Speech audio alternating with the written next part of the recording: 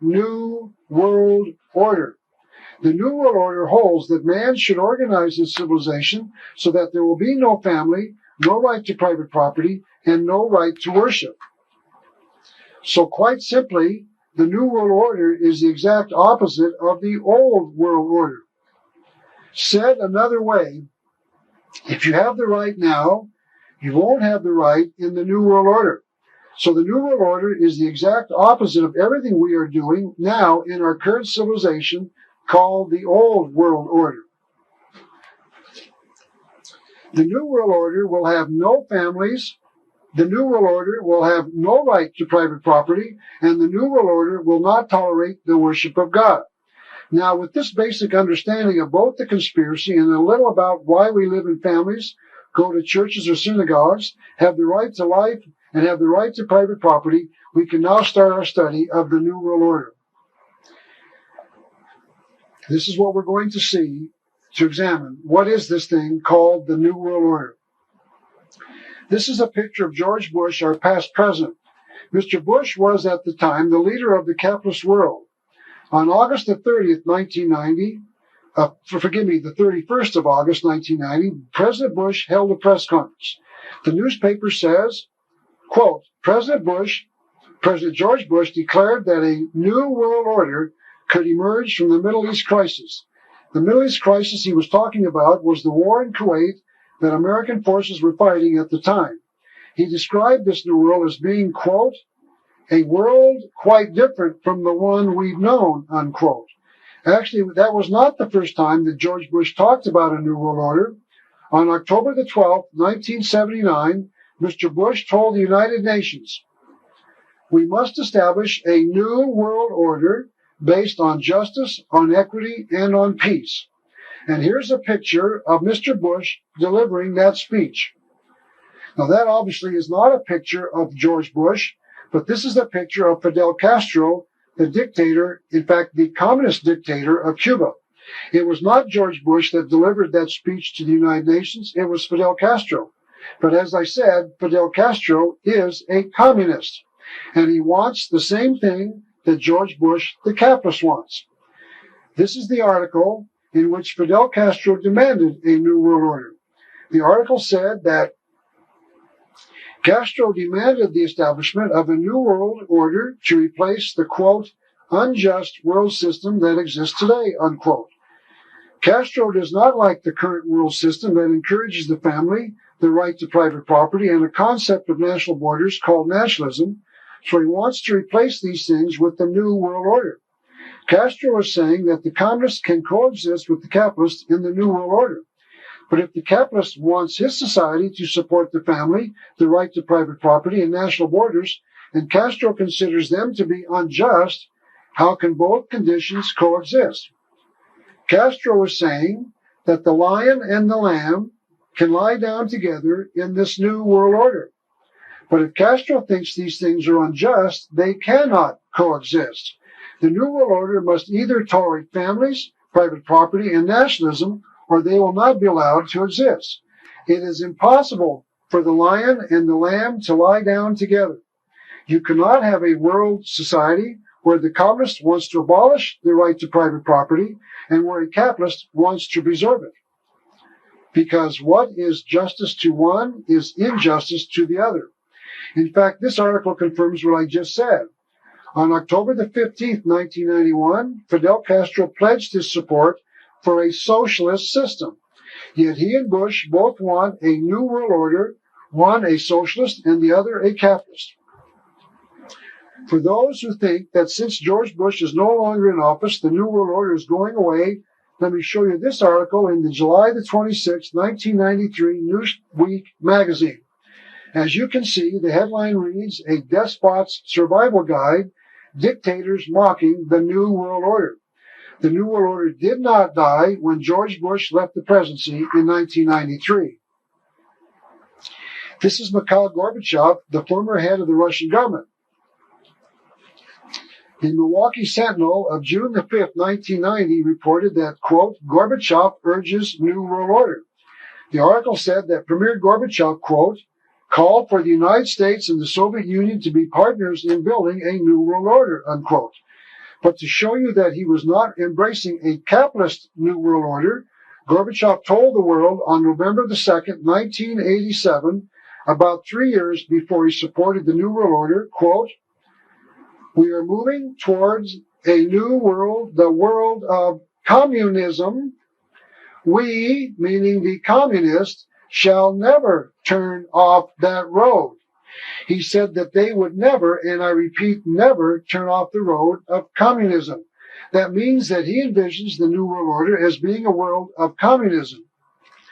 Now, this might very well be the flag of the New World Order. It was being put up during a Ronald Reagan summit meeting with the head of the Soviet Union in December of 1987. It shows the national emblems side by side. So the world has to answer the question, how can a communist coexist side by side with a capitalist? How can a communist want the same thing that a capitalist wants? We have been told that these two are enemies, but here we see that they both want the same thing. How can that be?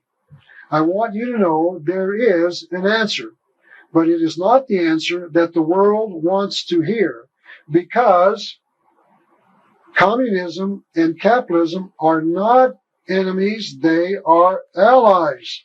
They both want the same future. This is the first clue that something is wrong with the New World Order. Now, do not ask how this can be, because if you do, you will not like the answer you will be given. A Soviet communist stated it quite clearly. He said, quote, "Let us drive out the capitalists from earth and God from heaven," unquote. What George Bush wants is for his New World Order to allow capitalists to operate and for religion to preach the existence of God. But what the communist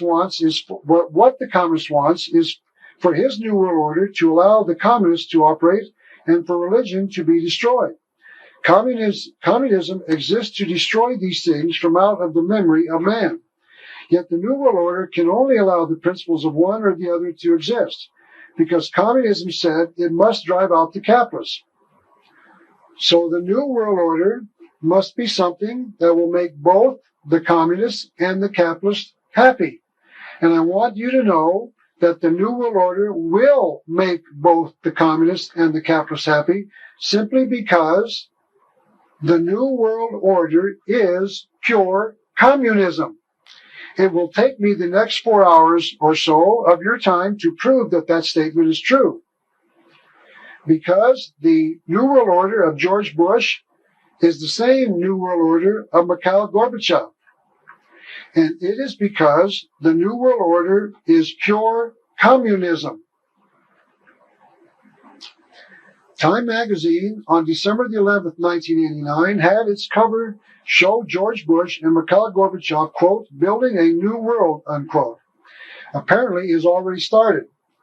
The headline of the Vicksburg, Tennessee Evening Post of November the 19th, 1990 read as follows, quote, "Bush-Gorbachev signed treaty create new world order," unquote. So apparently it has already started. Even the nation known as Iraq wants to be part of the New World Order. This is Iraqi Foreign Minister Tariq Aziz. On January the 10th, 1991, he talked about the meeting he had at that time with American Secretary of State James Baker. He said this, "Concerning the New World Order, I said I have no problem with that order, and we would love to be partners in that order. During the war in Kuwait, this man's government was killing innocent people and destroying private property. Yet here he wants his government to be part of the New World Order. One can only wonder why it is that communists, tyrants, and capitalists all want the same thing." Comedian Groucho Marx was once asked why he was not a member of a particular country club. And Groucho Marx answered by saying that any country club that wanted him as a member wouldn't be worth joining. George Bush wants America to join a country club called the New World Order. But the nation of Iraq wants to be a member of the country club, and they believe in violence as a way of solving disputes. So we must all agree with Groucho Marx. Any country club that Iraq wants to join wouldn't be worth joining. But the New World Order is not something that is new. I'd like to give you some examples of others who have been talking about this New World Order. They've been talking about it, but we just haven't been listening.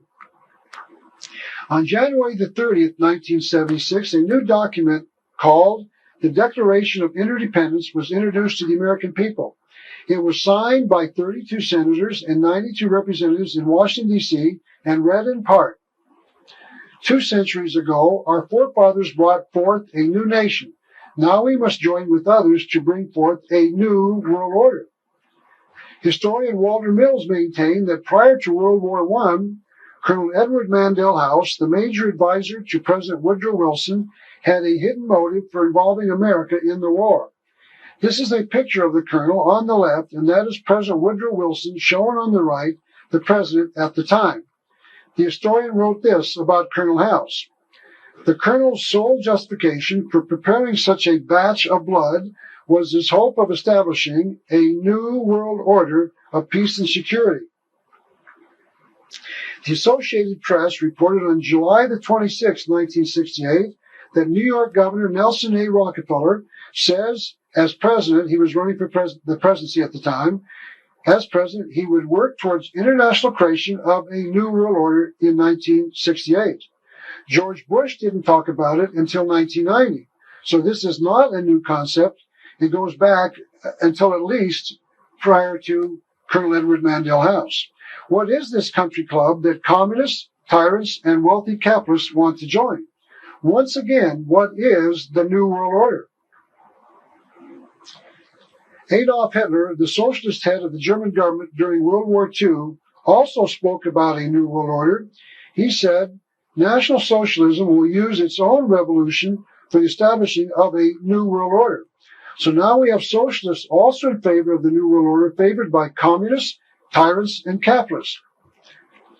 Adolf Hitler killed 50 million people in World War II. He called his New World Order a 1,000-year Reich. His New World Order was going to last for 1,000 years. Later on, we will see that George Bush's New World Order will also last for 1,000 years. And the reason for that is that both men wanted the same thing.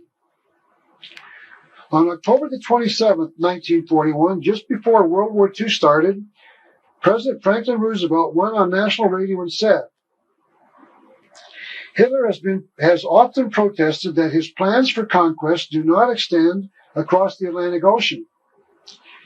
This is his entire design of his New World Order.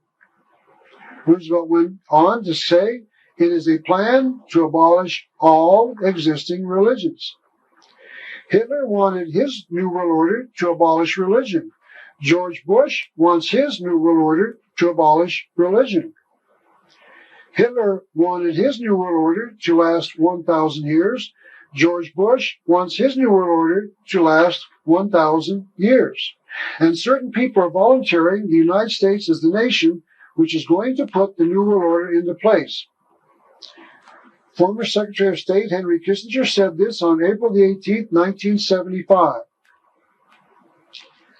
Our nation is uniquely endowed to play a creative and decisive role in the new order which is taking form around us. The United States is going to give the world a, quote, new order, unquote. The New World Order was already taking shape in 1975, 18 years ago. And we even have a master strategy to get the world to accept the New World Order. The April 1974 issue of Foreign Affairs, the quarterly periodical issued by the Council on Foreign Relations, perhaps this nation's most powerful organization, had an article in it by Richard N. Gardner, the former Deputy Assistant Secretary of State for International Affairs, International Organizations in the John Kennedy and Lyndon Johnson administrations. In that article, Mr. Gardner said, we are likely to do better by building our house of world order from the bottom up rather than from the top down. An end run around national sovereignty, eroding it piece by piece, is likely to get us to world order faster than the old-fashioned frontal assault. But the basic reason that these planners feel we need a new world order, a new way of doing things, was expressed by Manly P. Hall, perhaps the world's leading authority on the occult world of secret societies, who wrote this in his book entitled Lectures on Ancient Philosophy. He told us why we need to change the way of doing things. The time has not yet arrived when the average man is strong enough or wise enough to rule himself. And he explained who he considered worthy enough to rule those of the world considered by the experts to be incapable of governing themselves. He wrote, "Never will peace reign upon the earth until we are ruled by the fit." And another told us a little about just what this new way of doing things was going to be like. Aldous Huxley wrote a book entitled Brave New World Revisited, and he wrote this as follows. The older dictators fell because they could never supply their subjects with enough bread, enough circuses, enough miracles, and mysteries. Under a scientific dictatorship, education will really work, with the result that most men and women will grow up to love their servitude. Of course, servitude is another word for slavery, and will never dream of revolution. There seems to be no good reason why a thoroughly scientific dictatorship should ever be overthrown. Now, why would anyone want to destroy religion? Alice Bailey answered that question on page 201 of her book. The emergence of a world religion is necessarily a profound difficulty. The new world religion is nearer than many think. The reason these people want to destroy religion is because they want to replace all religions with their new one. Alice Bailey is right. The new world religion is nearer than many think. Now, there are many who want to abolish religion. There is a new religion spreading around the world called the New Age religion. I briefly mentioned it before, but it is time to take a longer look at it. One of the more articulate of their writers is Terry Cole Whitaker, a former Christian evangelist. She apparently felt that Christianity did not meet her needs, so she renounced her ministry and started teaching the New Age religion. And she has written this book entitled The Inner Path. In this book, she wrote, "There will be no more God of vengeance for us to fear, and therefore no more God-fearing people. The New Age will mean the end of religion." She wrote that it will also mean the end of government. Everyone will govern themselves. There will be no more tyrants. I'm sorry, got to get the next slide here. There will be no more tyrants and no more organizations to tell us what is good for us and what is bad. Notice that she called religion tyranny. This is a very common position for those New Agers and others to take, as we shall continue to see. And Terry Cole Whitaker tells us that this will be the future of the New World Order.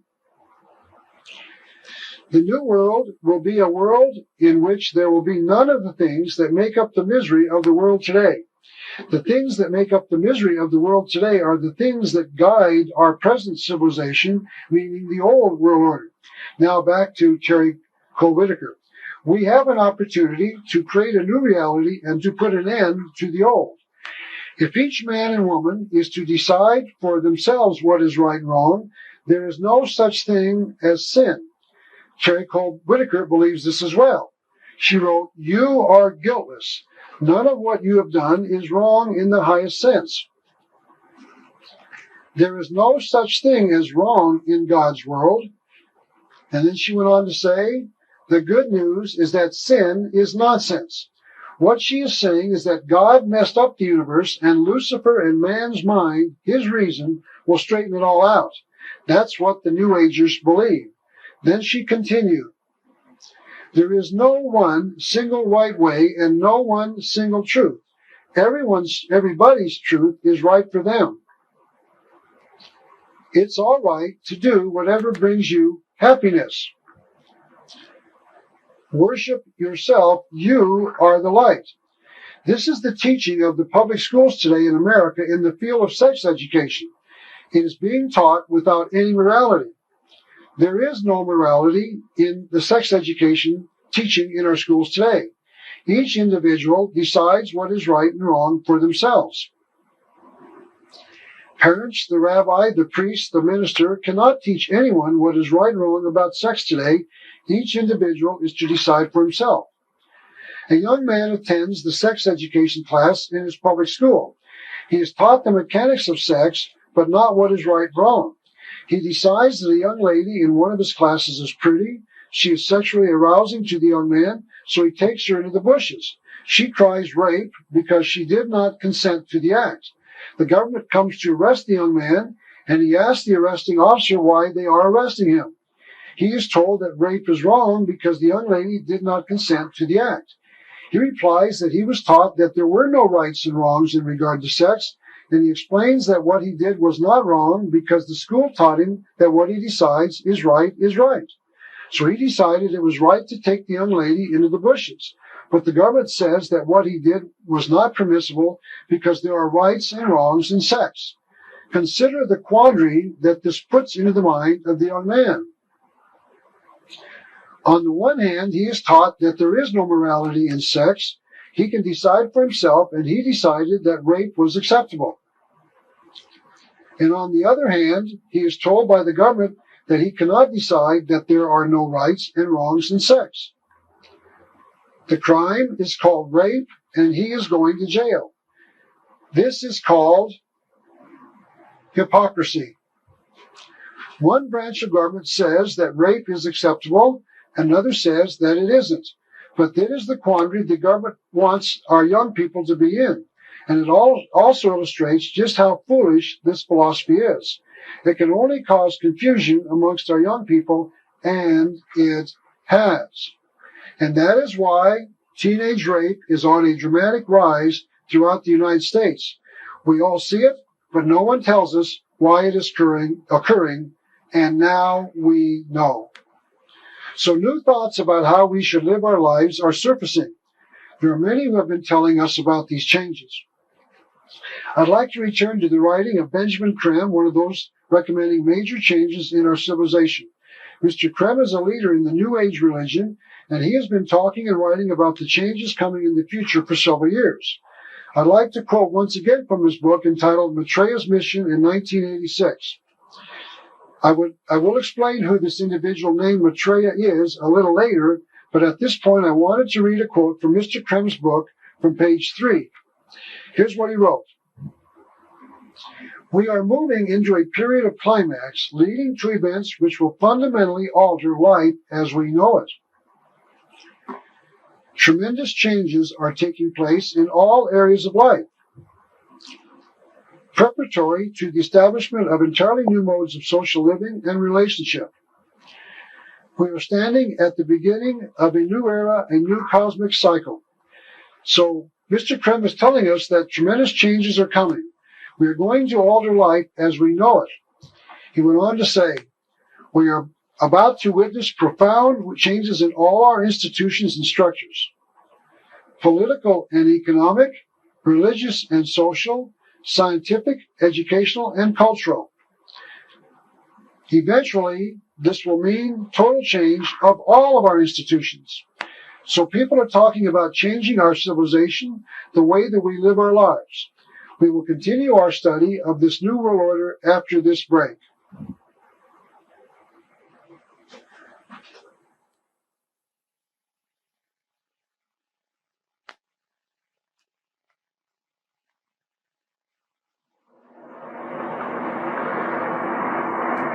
Someone else who has been writing about what the new changes are all about was Alvin Toffler in his 1980 book entitled The Third Wave.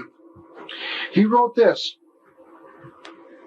a new civilization is emerging in our lives. This new civilization brings with it new family styles, changed ways of working, loving, and living, and new political conflicts.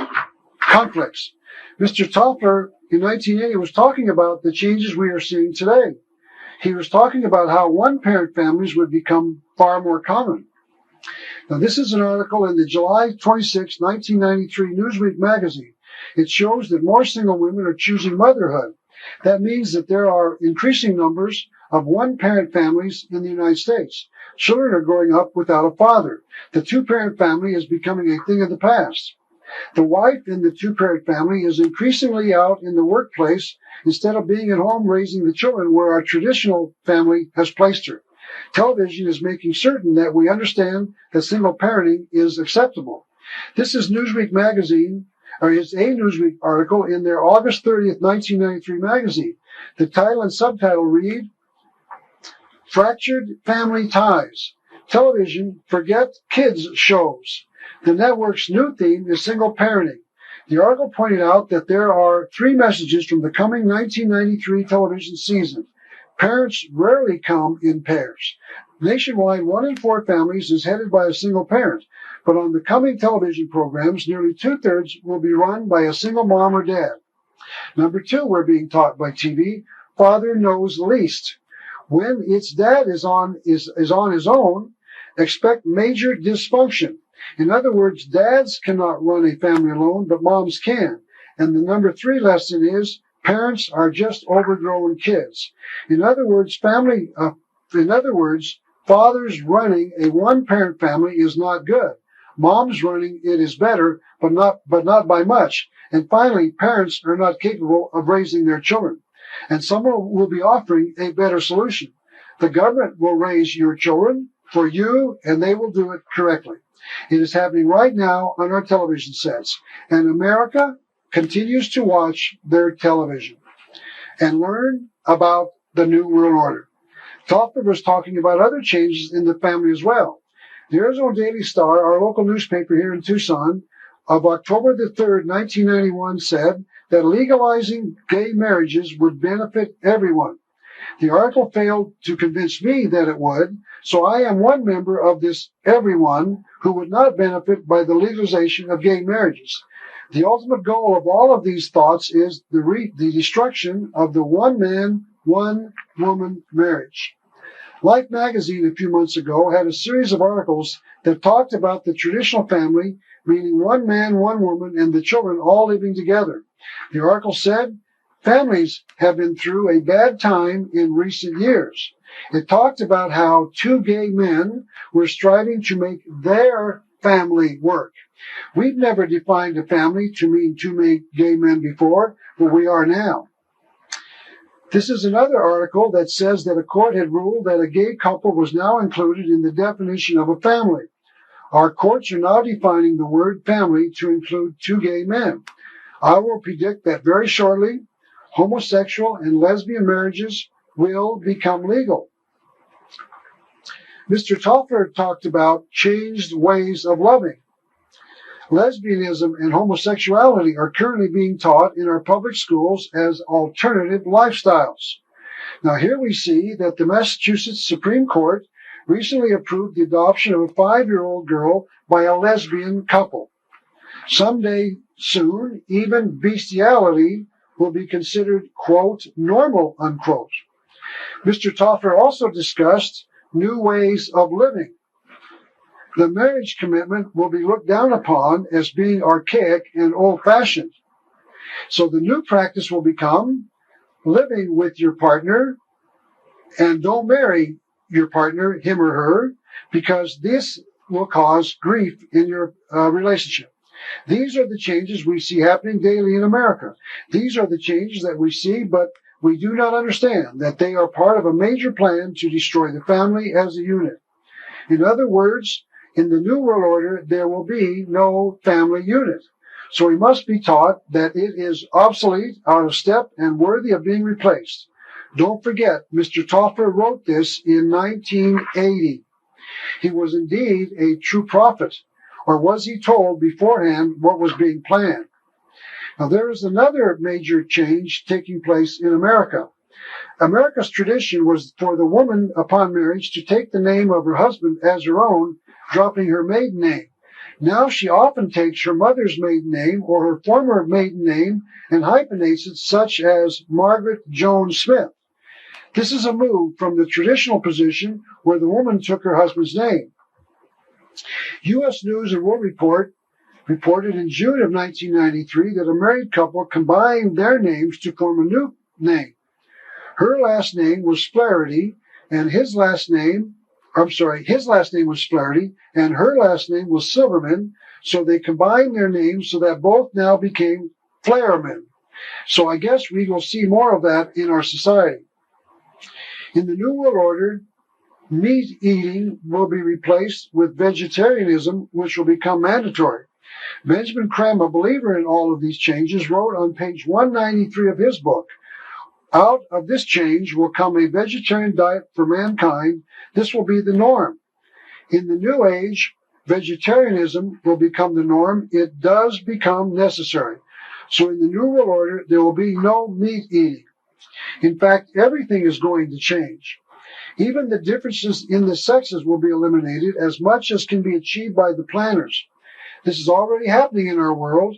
Take, for instance, the case of Michael Jackson, perhaps the world's biggest music star.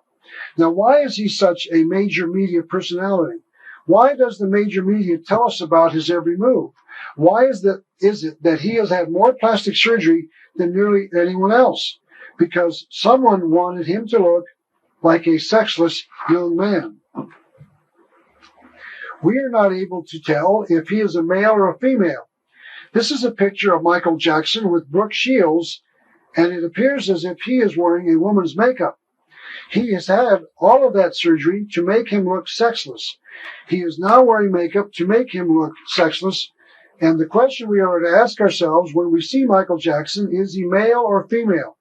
He looks like his sisters, but the world tells us he is a man. But the question is why he has allowed himself to be made to look like a sexless young boy-girl. And it is because in the New World Order, distinctions between the two sexes will be worn down until someday we will all look like Michael Jackson. There will be no sexual differences in the New World Order. And